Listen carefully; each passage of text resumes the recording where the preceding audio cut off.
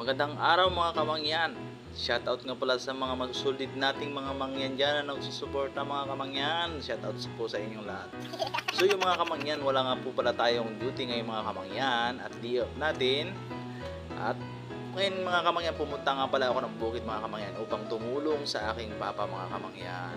So yung mga kamangyan, yan, nagpatanim mga kami mga kamangyan sa aming kabundukan. Yan, kaingin mga kamangyan. Yung tinatabi nila mga kamangyan ay yung palay kaingin mga kamangyan na masarap kainin, di ba? Masarap lugawin mga kamangyan. So yung mga kamangyan, ito nga pala yung kubo ni Papa mga kamangyan na bagong gawa mga kamangyan. Medyo lumaki-laki mga kamangyan at gumanda mga kamangyan. Yan mga kamangyan. Sulit mga kamangyan. Sipag talaga ng aking papa mga kamangyan. Yan mga kamangyan, nagbisita nga din pala yung aking uncle mga kamangyan. Diyan lang yan sa kabilang mga kamangyan. Pagtapos ng tanim dito sa amin mga kamangyan ay sa kanya naman mga kamangyan. So yung mga kamangyan, ito nga pala yung mga auntie ko na may sipag. Yan. Kahit masakit na yung baywang, siyempre kailangan pa rin ang hanap buhay mga kamangyan. So yung mga kamangyan,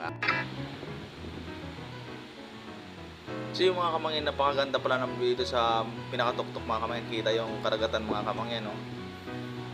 O, diba?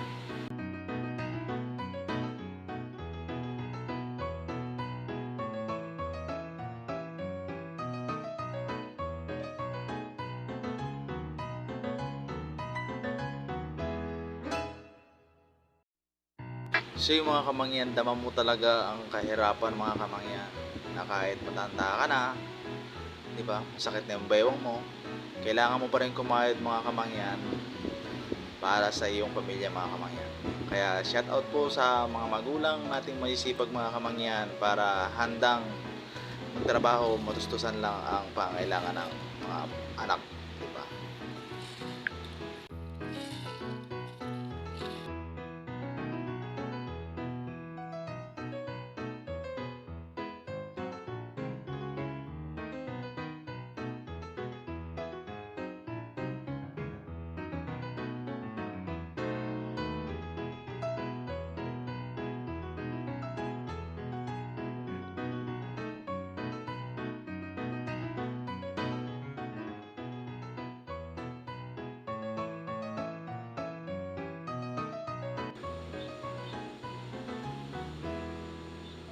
So yun nga pala mga kamangyan, nasa sakong puti na yung mga kamangyan, yun yung ano, ng puting kahoy. Papakita ko sa inyo mamaya yung mga kamangyan.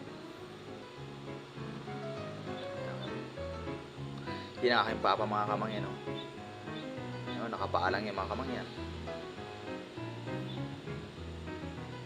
Yan, biyurot niya ng kamuting kahoy. Kamuting kahoy nga pala yung mga kamangyan, ha? Yan, bali dalawang isang sakot kalahati yung mga kamangyan.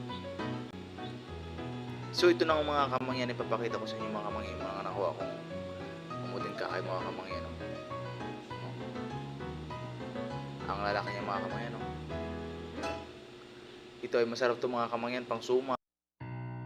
Sabi nga nila mga kamangyan, kung masipag ka, may aanihin ka. Eh paano kung tamad ka? Gutom ka. Kawawa ka naman. Saan ka aasa? Diba?